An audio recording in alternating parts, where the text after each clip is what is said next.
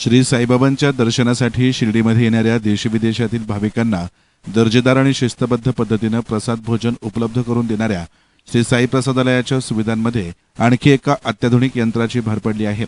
भारतीय स्टेट बँकेच्या वतीनं श्री साई प्रसादालयासाठी 69 लाख रुपये किमतीचे अत्याधुनिक डिश वॉशिंग मशीन देणगी स्वरूपामध्ये देण्यात आलं आहे। विंटरहल्टर जर्मनी या विदेशी कंपनीचं हे अत्याधुनिक मशीन श्री साई प्रसादालयामध्ये प्रसाद भोजनासाठी वापरण्यात येणाऱ्या डिश स्वच्छ करण्यासाठी उपयुक्त आहे। या मशीनची ताशी सुमारे 3000 डिश स्वच्छ करण्याची क्षमता असून मोठ्या प्रमाणावर होणाऱ्या डिश धुण्याच्या प्रक्रियेमध्ये यामुळे अधिक वेग, कार्यक्षमता आणि स्वच्छता साध्य होणार आहे। या अत्याधुनिक मशीनचे श्री साईबाबा संस्थानचे मुख्य कार्यकारी अधिकारी गोरक्ष गाडीलकर यांच्या हस्ते विधिवत पूजन करण्यात आलं।